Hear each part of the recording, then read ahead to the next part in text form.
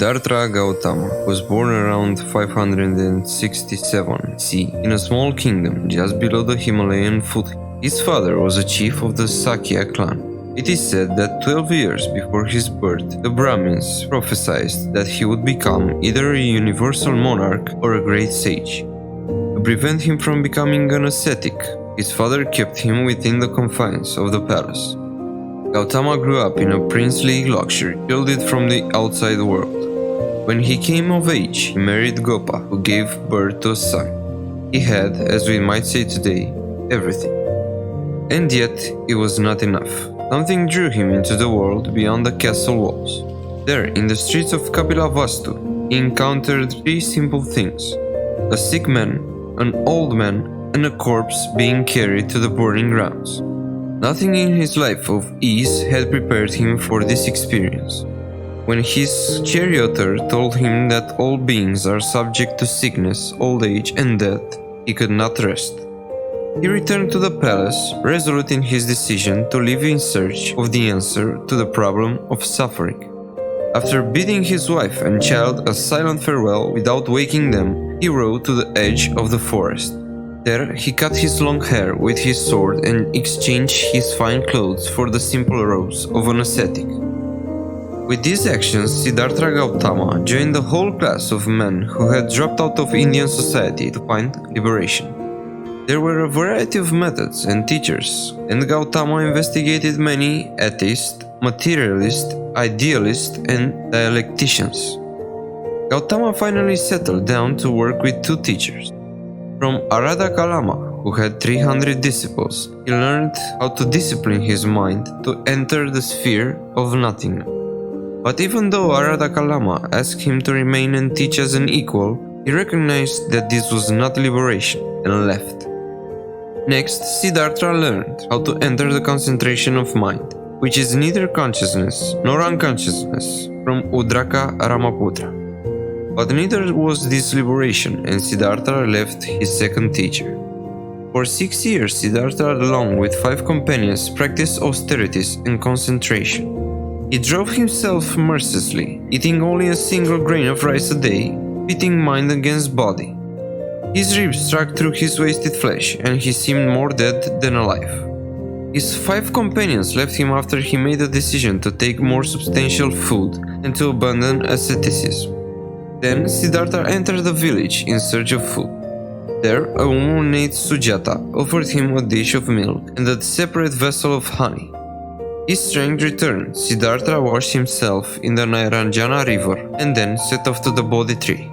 He spread a mat of kusha grass underneath, crossed his legs, and sat.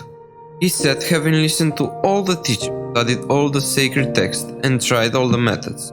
Now there was nothing to rely on, no one to turn to, nowhere to go. He sat solid and unmoving and determined as a mountain, until finally, after 6 days, his eyes opened on the rising morning star, so it is said, and he realized that what he had been looking for had never been lost, neither to him nor to anyone else. Therefore, there was nothing to attain, and no longer any struggle to attain it. Wonder of wonders, he is reported to have said. This very enlightenment is the nature of all beings, and yet they are unhappy for lack of it. So it was that Siddhartha Gautama woke up at the age of 35 and became the Buddha, the awakened one. For 7 weeks he enjoyed the freedom of tranquility and liberation. At first he had no inclination to speak about his realization, felt it would be too difficult for most people to understand. But when, according to the legend, Brahma, chief of the 3000 worlds, requested that the awakened one teach, since there was those whose eyes were only a little clouded over, the Buddha agreed.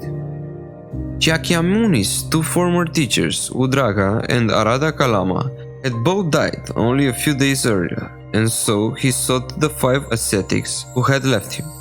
When they saw him approaching the deer park in Benares, they decided to ignore him, since he had broken his vows.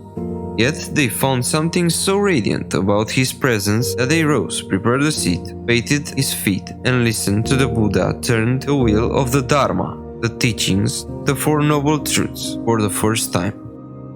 They are called noble truths because, as the Buddha says, they are real, certain, and do not change.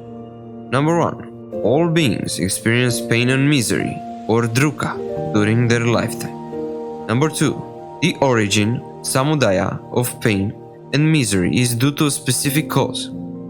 It is the desire that leads to rebirth, accompanied by pleasure and passion, seeking pleasure here and there, that is, the desire for pleasures, the desire for existence, the desire for non-existence.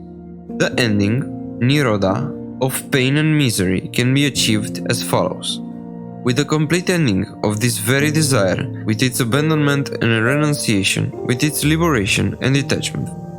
The method we must follow to stop pain and misery is that of the Noble Eightfold Path. The Noble Eightfold Path enables us to overcome our I, feel greater harmony with the world around us, and eventually eliminate the pain we often experience. In this path, the wheel, symbol of Dharma, is presented with 8 rays, depicting the following 8 principles. Right view, understanding the 4 noble truths. Right thought, see things as they are and not as we would like them to be.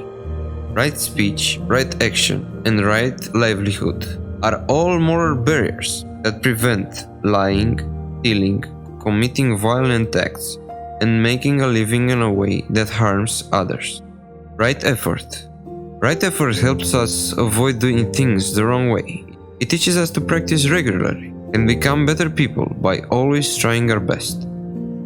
Right mindfulness and right concentration. These 2 stages represent the path towards liberation from pain. So, being awake and aware at all times, it is fundamental to a good life. This can be achieved in many ways. But in the West, the former practice is called meditation, and it is the way to achieve right awareness and concentration. Buddha also teaches us that pain and suffering is normal, and we all experience it. In conclusion, the teachings of Buddha emphasize the reality of suffering in life and provide a path towards its cessation. Through the 4 noble truths and the Noble Eightfold Path, individuals are guided to understand the causes of suffering, let go of attachment, and cultivate wholesome qualities in their thoughts, speech, and actions. The teachings highlight the importance of mindfulness, awareness, and ethical living as essential elements for achieving liberation from suffering and attaining a state of awakening. Ultimately, these teachings offer a profound philosophy and practical guidance for leading a meaningful and harmonious life. This is Inspired Data. Thank you for watching. If you want more life-changing lessons, share true stories, subscribe to this channel. You can also go and watch any of the other videos on this channel. And don't forget, you have the power to change your life.